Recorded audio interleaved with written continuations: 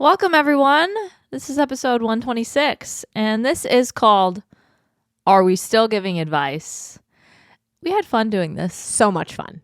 And we thought we'd bring it back because we had more questions for us to answer and give advice. And if you're watching this and thinking, oh my gosh, I want to send in questions.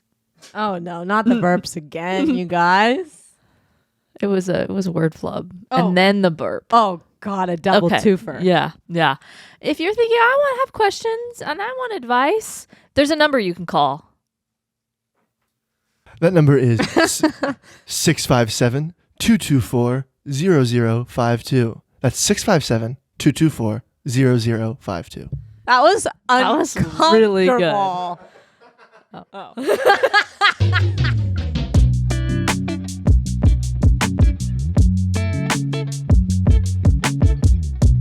That was like taking me back to my infomercial days. God, I miss infomercials. I wanted you to read it really fast, but that's just the legal jargon. Oh, yeah. Have a question for the girls. Leave a voice message or shoot us a text at 657-224-0052. That was really good, That was too. really Stumbled a good. little at the end. Yeah. Yeah, it's still good, Alex. Thank you. Yeah. Should we just like flub jub rub into it? Like a double doofer head first dive, go for it? Or do you have anything Yes. you'd like to say to me? We should just roll into it. I like it. Yes. But first, let's build up to it. Oh, okay. So how are you doing, Aleena? Alex, anything you'd like to discuss? I had some beautiful Krispy Kreme this morning. Oh my God, you guys, it was disgusting. How many did you have? 3. Alex, that's insane. When you go to the donut store and you're a single person by yourself, you're But like, the Krispy Kreme donuts, they're like donut holes. Yeah, they're not that big. They're Oh. They're teeny. I don't go there because you know I don't like it. That's like a ridiculously horrible take. Okay. I think it's... Oh, and you should really get on the warming them up bandwagon. 8 seconds Oh, each. I would. But they were warm. They were warm because they were fresh out the thing. But were warm. yeah, they were real warm when I was eating them. I do feel like I like Krispy Kreme, but there is a lot of sugar in them, and I do feel like crap. Crash. Yeah. No, there's no way you feel good after plastic milk and 3 donuts. But a lot of things come in plastic. Yeah. I've never felt better. All Okay, right. let's stop talking to each other and let's talk to everyone else. Yeah, we Yes. just love talking. Thanks for keeping us on track, Sarah, You're welcome. and changing the subject. Thank you. Here we go. Okay, I'm listening to the last episode, and you guys are talking about washing your butts. Oh, also, love you guys. I'm not even going to introduce myself because it's embarrassing, and I don't want anybody to know my name. But definitely, Sarah, make sure you wash your butt, because I was more like you and would just kind of sometimes wash my butt, sometimes not. You know, I'm definitely more of a Sarah in the cleanliness department. But my husband and I just recently got pinworms, and if you don't know what pinworms are, they are tiny little worms that live in your rectum and in your anus, and they crawl into your like butthole and surrounding area at night, and they make your butthole itch. So you scratch your butt, and then you scratch other areas of your body, and the eggs are laid on your body, and then you put your hands in your mouth eventually, and then they get back into your system. So keeping good hygiene, especially your butthole, is really good to prevent pinworms. And so we've been having to, every morning we'll get up and just wash our butts. Even if we shower the night before, we have to get up and wash our butts in case there's any eggs laid on there. We had to take the medicine and wash and bleach everything in our house. These freaking pinworms. So, yeah, I don't know, just telling you guys to wash your butts. Cause I'm definitely never going to skip washing my butt ever again. And, also just love y'all, and let me know what y'all would do if y'all had pinworms.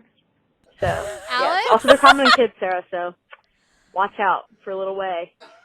Keep looking in her butthole once she gets around other gross kids. Anyways, all right, bye.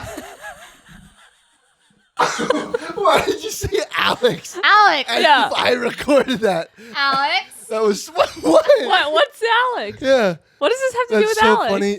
This is clearly about you. This is they're asking for advice. They're giving you advice. I know. I was not looking for any butthole advice. No, I'm just kidding.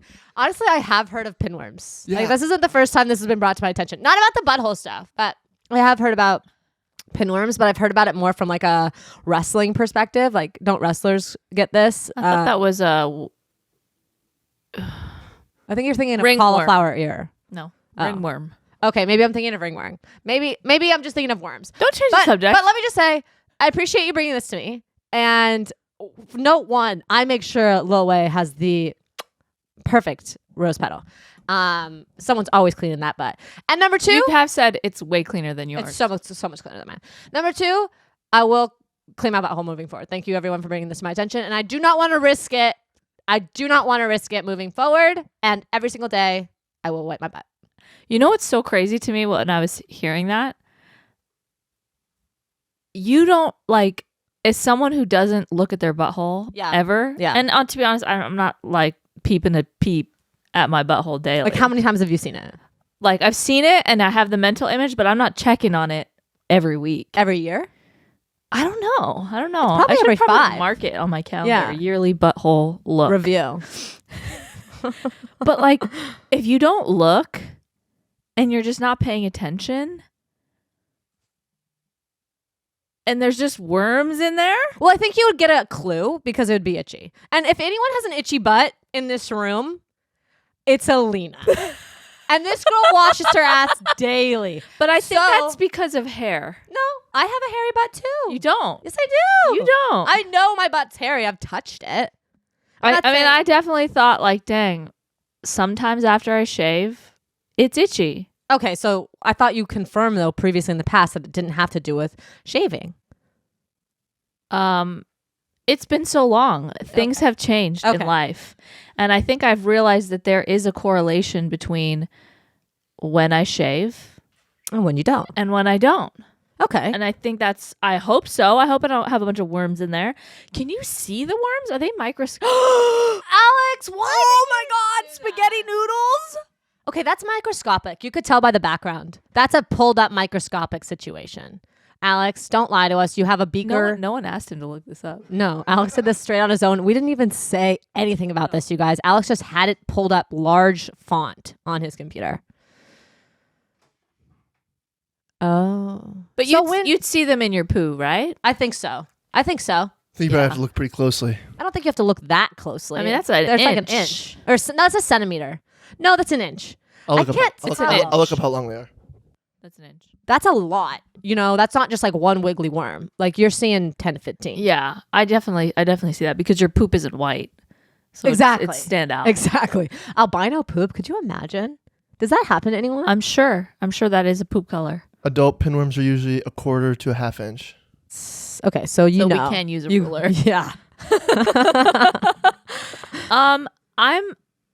I so appreciate that message because I feel like you go in life and you don't know about these things and then you know about them and now you have a new thing to consider. And I think Butthole that is worms. really important to consider it No, and now this has given me because nothing I've said would have convinced you to clean your butt. no. I would almost do it in defiance Yeah. because like I'm like, oh no, I'm just gonna keep it dirty. Yeah, you've been crusty button this whole time. Yeah. Just to make a point. I do, and I have, and I will. But now, because a listener told me to, I'll wipe it every day. Well, not that I don't wipe. Yeah. I'll wish it. I'll wish it, and I'll Did wash it. anyone else think of bowling pins the whole time? Not me. I thought of them as worms. Ugh. Like little But those are so thick because bottom they're pins. Oh, a pin like this, or like A bowling ball pin as a worm. That's what I thought they would look like. I'm so glad they don't. That'd be terrifying. Imagine pooping on a bowling ball pin. I'd call the cops. I'd call the police. Yeah. I'd call an ambulance. Yeah. I'd call my mom. Mom. Okay, is the next question, Alex, about, my hygiene? Because I noticed we started with that one. Well, I don't know. I just thought it was a good way to kick off. Oh, you do? You think that? Kate put together this presentation. Okay, well, if Send you a message. if it was Kate, then thank you, Kate. But if it was Alex, How dare you? Yeah. Hi guys. First off, love the pod. I hope I could be the first male voice in call. Also, Aleena, I will let you know that I am the person that sent you that DM that said you look like that guy from Love Island, and I meant it with love.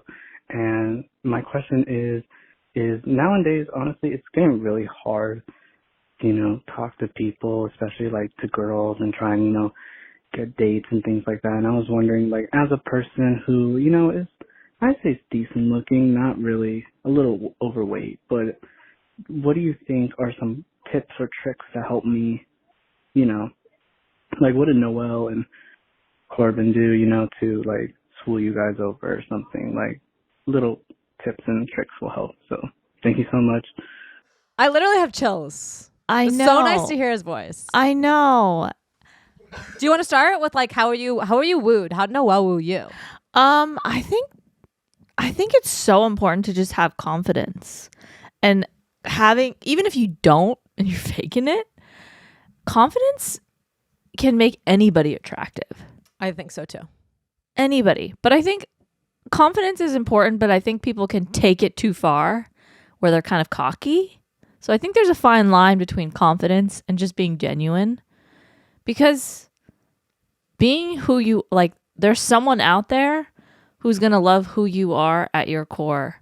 And if you're with someone for a long time, you're not going to be able to hide those quirks and those things that make you you. So I think like just confidence and genuineness. I really like that advice too, because I think there's a sense when you really know yourself and when you have like that ease that you're being yourself and you're present with yourself, you're not kind of like, peacock and doing a little show pony. Mm-hmm. When you have that sureness of like what you bring to the table and like you were saying, confidence, like then you kind of come across of at peace, like, and if things work out, it works out. If they don't, like, you're not troubled by it. Yes. Yes. Sometimes like I think when like people are can feel aggressive or like all up in your space when they're not calm, like when they're not like presenting as I'm good on my own, but like I'd like to hang out with you too, kind of thing. And I think it's important to remember that you don't need a person to learn and love everything about you for you to be like, oh, I should like myself. Yes. Like I think that happens naturally just as you get older in your 20s and you're finding yourself, and maybe you're with somebody and you're finding yourself with somebody and they love aspects of you. But I think it's also important to remember that if you aren't with somebody, you can learn to be proud of who you are, the decisions that you make, the kind of person that you are, without someone telling you, I like that about you. Yeah. Taking a quick pause from listener questions to thank our sponsor of today's episode, ZocDoc. I know we like to think of ourselves as experts, and let's admit it, we kind of are when it comes to certain things like astronomy, a compass, the ocean, shower routines, obviously. Well, this might come as a surprise, but there are some things we just don't have the answers to. For example, please do not ask us medical questions, but fear not, because ZocDoc makes it easy to find expert healthcare providers at the press of a finger. ZocDoc is a free app and website where you can search and compare high-quality in-network doctors, choose the right one for your needs, and click instantly to book an appointment. So it's been a couple of weeks and I'm still riding high on my 6:30 mile time. I wish you could have seen me out there, Aleena. I was flying around the track. I wish I could have seen you as well. There's this thing called a phone where you can record things that happen and then show people later. Okay, well, obviously I wasn't thinking about that because I was locked in. And honestly, one thing that's faster than me is booking an appointment with ZocDoc. I see what you did there. Thank you. ZocDoc appointments happen fast, typically within 24 to 72 hours of booking, and you can even make same-day appointments. You could run a mile in that time period. Same day? 24 to 72 hours. And if you're like me and you're perfectly content, it's not content. Nope, content. It's content to never step foot on a track again. Okay. Let me just say congratulations. You've made a great life choice. But guys, just because you're not out there racing around a track doesn't mean it's okay to procrastinate your physical checkups. As someone who is a little challenged in the balance department, Take my advice Wobbly. and put your health first by visiting ZocDoc. Stop putting off those doctor's appointments and go to ZocDoc.com/still to find and instantly book a top-rated doctor today. We're talking about in-network appointments with more than 100,000 healthcare providers across every specialty, from mental health to dental health, eye care to skincare, and so much more. That's ZocDoc.com/still. ZocDoc.com/still. Okay, bye. I think too, like looking back at the beginning of Corbin and I, since it was basically yesterday, I felt like when he first interacted with me, he was so kind. And like before in my life, when I was an unsettled person, I maybe would have not, appreciated that as much. Mm-hmm. But like when I was settled myself and I saw him as like a full person in the way he acted with me, it was so different than like my past experiences that like I was able to show up more calm and present, even though like I wasn't like that in the past. Yes. So I think just, being really, I think people always say like nice guys finish last. Like I don't really agree. Like I feel like when you're a dick, you're a dick, and that comes out whether you get the girl up front and then you I end think up it's short-lived. It's short-lived. Like when you're really nice and really kind, that may like come across in the beginning as like, oh, I can walk all over this guy. Yeah. But like that's kind of, I think, what people want long term. Like I want to be with someone that I'm so proud of how they interact with other people. Yes. With how they interact with me when, 10 years down the line. I also think I think so much of the time when people meet people in the beginning, they're trying to put on a facade, and you have no idea how refreshing or how real it is to just like be vulnerable and be yourself and say the things that are like maybe off script. If maybe you're a little in your head about something, being transparent with the person, like, hey, I was in my head about this. I think it just shows, one, that you have good communication, but two, it's so refreshing to just hear people be real people and not like perfect and put together and I have everything. Like I think it's a good test of like, I don't know if I'm making. No, you are. It just Someone's being honest, being transparent. vulnerable, Yeah. just saying things that maybe you wouldn't want to say because it's not perfect, or we would want to say because it might make you look a certain way. I think it's so refreshing for people. Think about it. Like when you meet strangers, you're putting on a little bit of a facade, There's small talk, there's this and that. I think it's like the same way where when I meet a stranger and we talk about something that you wouldn't normally talk about with a stranger, like the normal small talk banter, you talk about something weird or a little offbeat, like it's way more memorable. So much more memorable. And you kind of bond really quickly. Yes. Which is like the start of, if not a relationship, a great friendship, which leads to something else. Yes. Like skip the small talk, skip the conventional stuff. Just be you and go for it. Like be the real you that you maybe would take like 6 months to show somebody. Yeah. I think that's just part of putting yourself out there.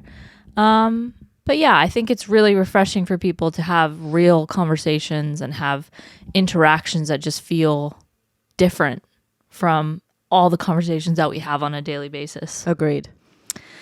So yeah. Here comes our next one, our next piece of advice. The question is coming momentarily. So soothing. What's up, ladies and Alex?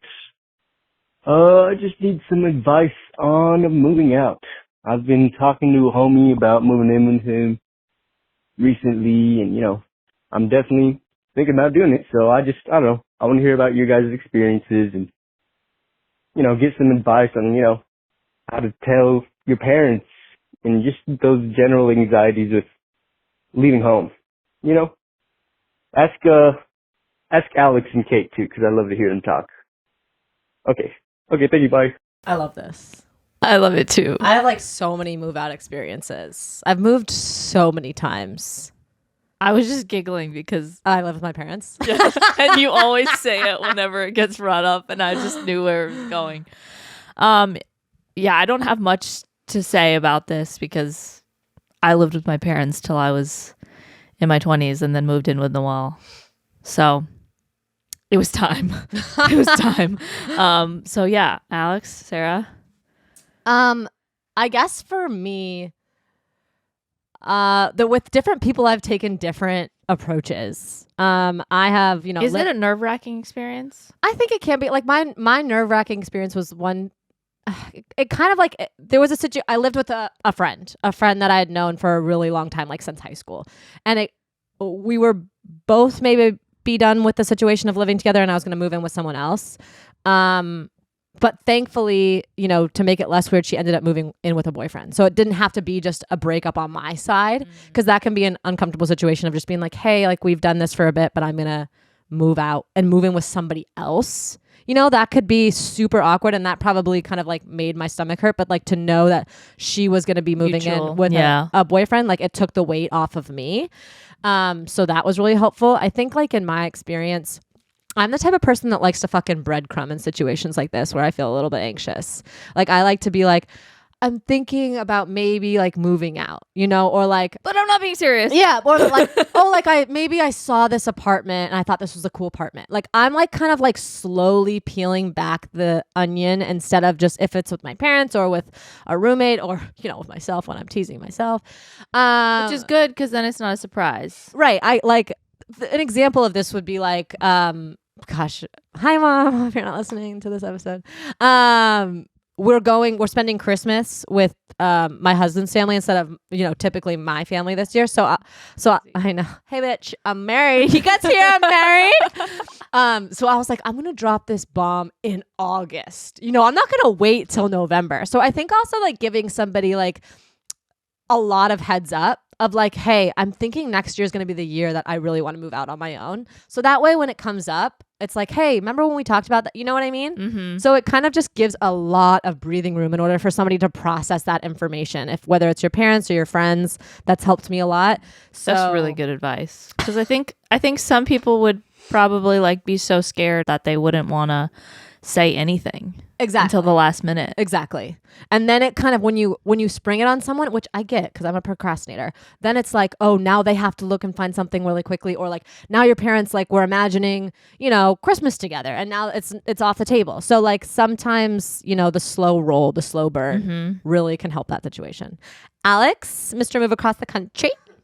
No, I agree. I think that I feel like I do like breadcrumb stuff also, and I feel like in certain cases, especially when he's talking about general anxieties around it, like for himself, like it might feel nice to be like, all right, like I'm slow rolling it, as opposed to just like, oh, I'm doing this now. Yeah. Because it is a big life change, and I feel like a lot of people get really anxious about life changes, whether it be your first time leaving home or even if you're just moving apartments, like just moving to a different area. Yeah. That can easily give you a lot of anxiety. So I think that just like allowing yourself the time to process that you're going to go through like a different phase of life and you're going to move into a different phase of life is like nice. Like you should feel those feelings and process them and go through them, and but then also be excited for the new chapter in your life. And the opportunity to live by yourself or with a friend is going to be a lot of fun, and it's going to have a very different vibe than living under your parents' roof. So I think that breadcrumbing and just like letting the people in your life know what you're thinking, and so you can also feel that as well, and just getting excited for it once you're ready to do it, because it'll be a lot of fun. Yeah. I think sometimes like what I've noticed with myself, like when I'm having anxiety, it's because I'm having conversations in my head with nobody. And sometimes if I say those things out loud, immediately, number one, like that anxiety is dispelled, and like the conversation didn't go how I imagined. So I'm making up their responses in my head, which is creating the anxiety. So yeah, I think there's also beauty in like being apart. Like your relationship with your parents changes a lot too, I'd imagine, once you move out. And sometimes you're getting on each other's nerves. Sometimes you're all over, and having that time apart allows you to appreciate your parents more. It allows you to miss them. And maybe then you have a relationship where you're calling your parents every day, but you didn't necessarily talk to them every day when you were at home. Yeah. So yeah, I think there's beauty in time apart too. So don't look at it like it's such a negative thing that you're leaving your parents.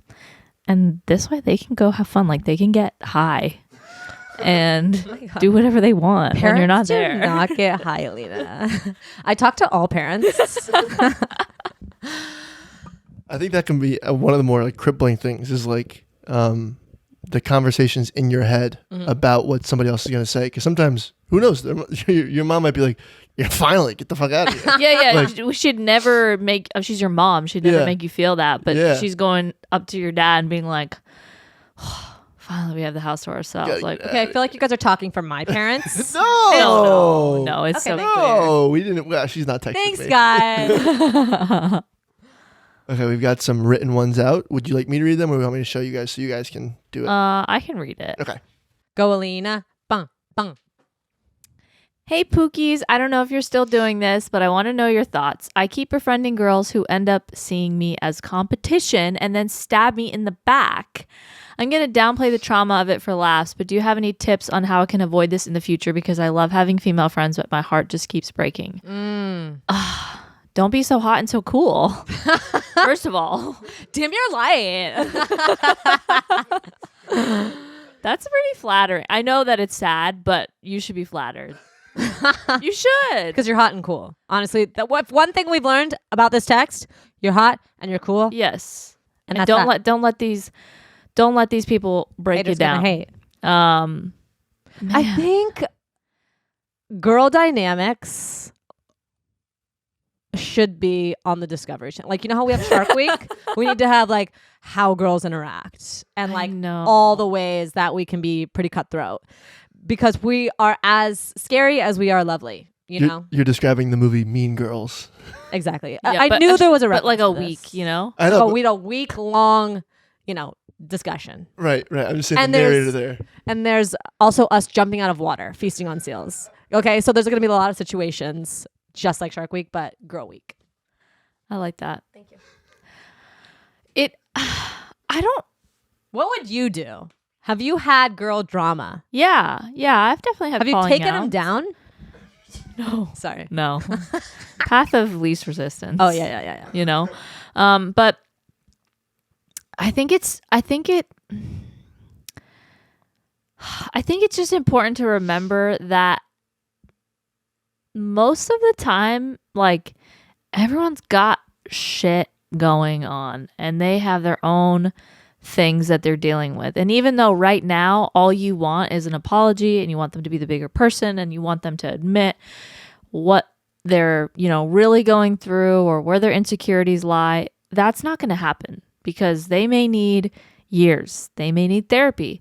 They may need tons and tons of experiences with friendships to realize, like, oh, I handled that poorly. So don't hold out for that. But I think just remember, there's so much that us girls have to go through just in learning about ourselves. I'm not saying that it's right, but there's so much that we have to navigate that sometimes you don't really appreciate yourself and grow as a person until you're in your 30s. And I think it's just important to remember that it's not a you problem. And I know that doesn't necessarily get you out of the situation. I think obviously just look out for red flags and look out for things so you're not necessarily developing friendships where you feel these kinds of things, because it's not fair to you. But I think just remember, it's not personal. It's not personal. It's the same way when you're driving and someone flips you off and you're like, oh, they're just having a bad day. It's nothing to do with me. I am a bad driver. So sometimes it is me. I am in their lane. But most of the time it's not me. It's just they have They're in a something mood going on. Yeah. And I think once you separate that like you truly, like you can reflect and be like, oh, I could have handled this differently. But if at the core of it, you're not really doing anything and their insecurities are projecting onto you, just remember there's nothing you could have done differently. What do you think, Sarah? I would say like I would relate this the same way as I would relate to someone cheating, right? When someone cheats, it's because of them. It's not because of you. Like when someone acts potentially insecure in a friendship, it's because of them. It's not because of you. And like there's friendships, we don't really relate them in the same way that we do relationships, but there's going to be, falling outs. There's going to be friendships that you make that is like, this isn't my right person, like 5 years later. And, there's going to be girls that do feel that competitiveness with you, especially like, with a certain age, when you're doing the same things, when you're like experiencing the same things, like it's a competitive kind of nature that you project yourselves a lot. Yeah. In your 20s. The same way that you would just like have to look at cheating, you have to look at that when someone betrays you. It's like, it's not cheating, but the same feelings come up. Yeah. And, you're going to have to go through friendship breakups. And maybe sometimes like, this is maybe weird advice, but like sometimes when it's such a bad breakup or like such a bad kind of like explosion, it's like, oh, this was right in my face. It was told to me that this isn't the right person that's supposed to be my life. Like sometimes when you like things are just kind of like, oh, we're not the best, it's harder to kind of break off or break away. But maybe the situation is so messy for you to be like, this is a toxic person. Like, I don't want this type of person in my life. And like, as hard as that can be in the moment, it makes it easier for me sometimes to walk away, to be able to see super in front of my face, this is not working out.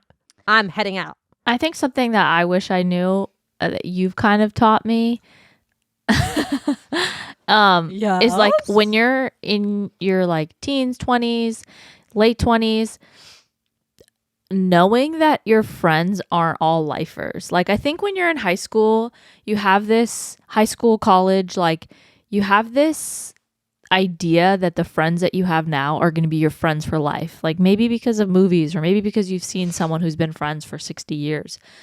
There's a good chance none of those people are going to be your friends in 10 years. And that's okay. There's some people who are friends with their friends from high school. I think that's beautiful.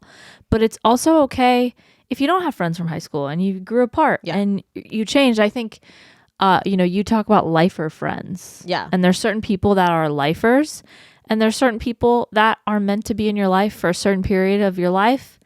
That's a lot of lives. It's a long life.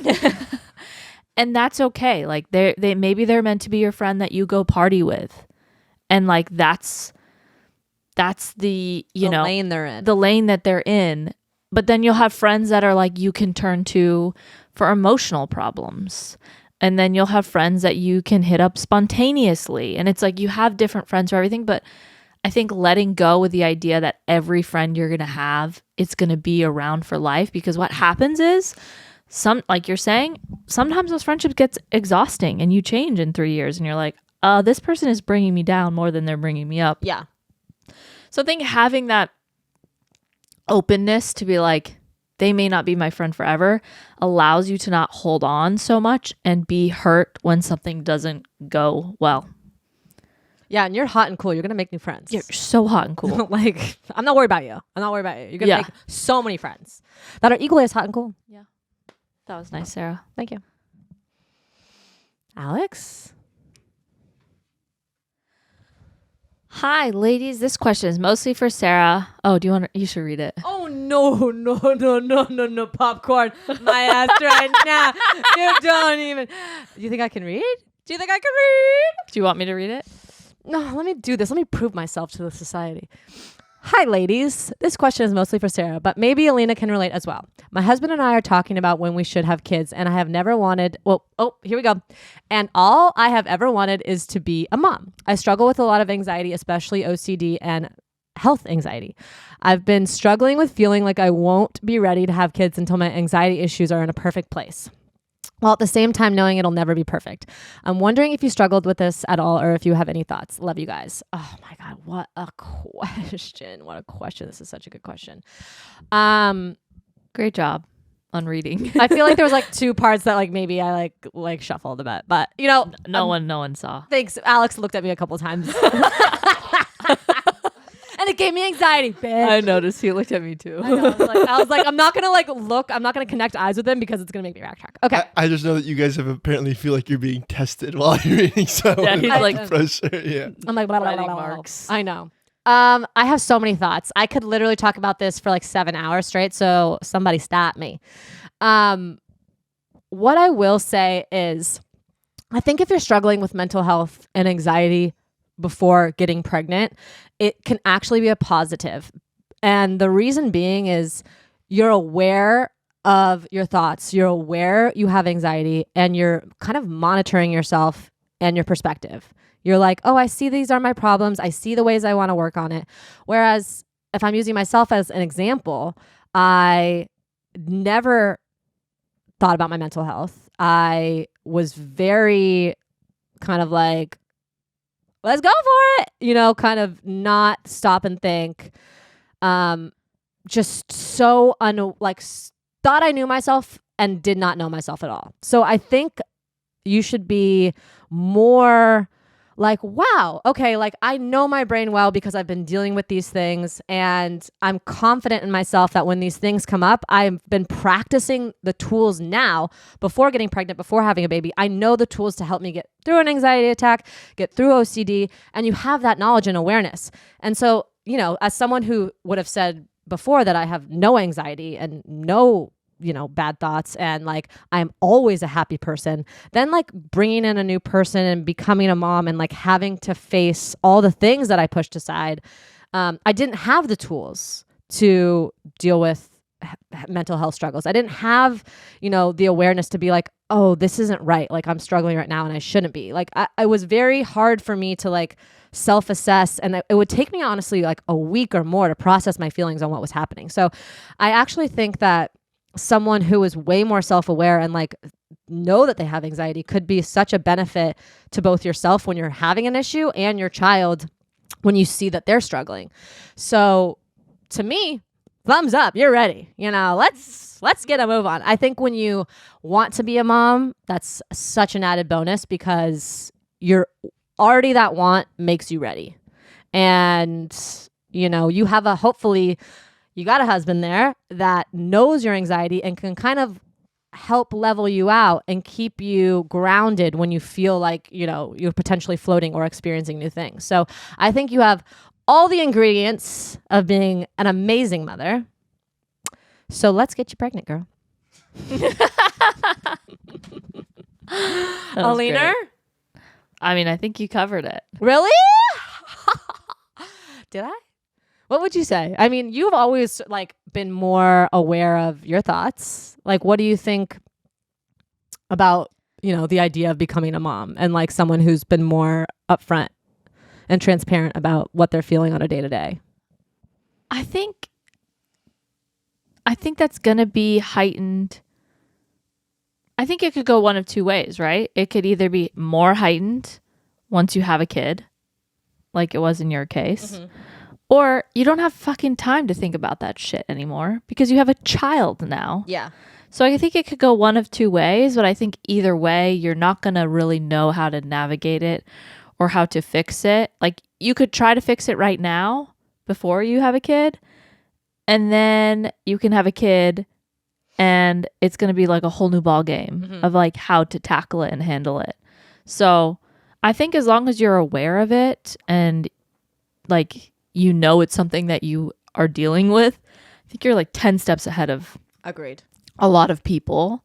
And I think you can do a ton right now to solve it. But like we're saying, once you have a kid, the way to like fix it and handle it and maneuver it, like it's going to change. And I don't think you can plan for it because you don't know what kind of parent you're going to be. You don't know if it's actually going to calm your anxiety. You don't know if it's actually going to spike it. So yeah, I would say as long as you are aware of it, and obviously it sounds like your partner is aware of it, you'll figure out how to handle it. It's true. That's true. Alex, since you're a dad, prospective father. Yeah, I mean, those kids will never know my name, so. I don't Alex! Giggler. All right, here's the next one. I wonder if Aleena will be reading. More of a spicy one. Oh my God, sex stuff? Oh. Okay, is it bad that I won't propose to my partner because they have put us in some financial. Oh my God, I'm so embarrassed. I just read something wrong. You pulled a me. Can you get back on that horse, baby? It's a pommel horse. Ride it. Sorry, sexual stuff. Let me restart. Is it bad that I won't propose to my partner because they have put us in some financial situations and I'm waiting for them to be able to pay their bills comfortably? I'm not saying I won't cover for them when needed, but when I've had to pay multiple car payments for them, I get a little bit annoyed by it and I feel like they're not ready to actually be married / together for the rest of our lives. I don't think that that's a bad thing. I think that's the most adult thing I've ever heard. Agreed. Agreed. Because financial issues are one of the biggest marital problems. I think it's the number one. Yes. It's the number one marital problem. That is a statistic. And I think it's really, really mature of you to be thinking that way, because I think the easy route would be move forward. Let's be in love. Who cares? Fun. We'll figure it out later. Let's be wild and carefree. Mm-hmm. And I think that it's very commendable that you're like, are you an adult? I think you are. Yeah, you're a grown up. You're a grown ass person who's texting us right now. Yeah. Grown person. Yeah. Very, very impressed that you have the wherewithal to like think through those things and think about the impact that it could have on your life once you are married. And I think it's important to set those boundaries now of like, hey, this is what we need so that I know that once we're married, it's not going to be a bigger issue. I want to see how we navigate and fix this first. Mm-hmm.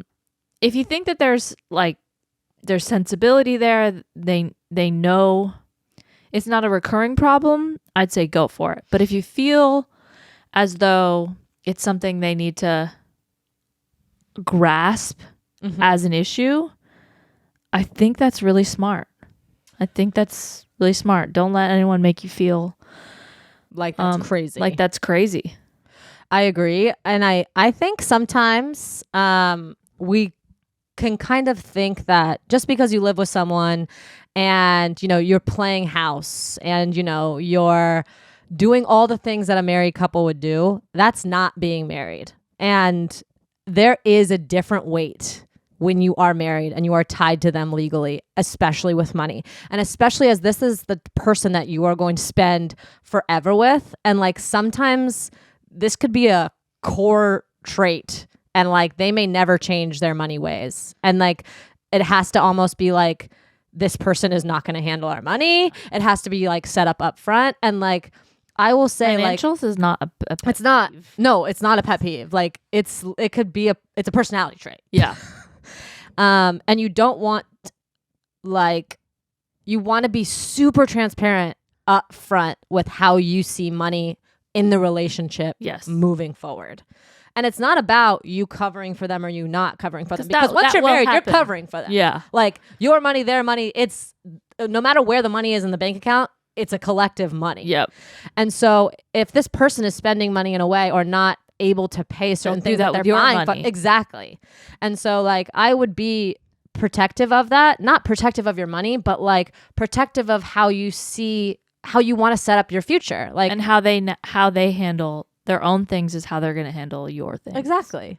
It's not about, I don't think it's about like, you know, covering for someone or like paying for something, because like maybe in the situation that person's not going to work and you will be covering for them forever. Yeah. You know, it's just maybe like, you know, how are they with money? Like find out everything in that sense. And like, how do they see money in their future? Is it a goal for them to handle their payments and get on track and do all of those things?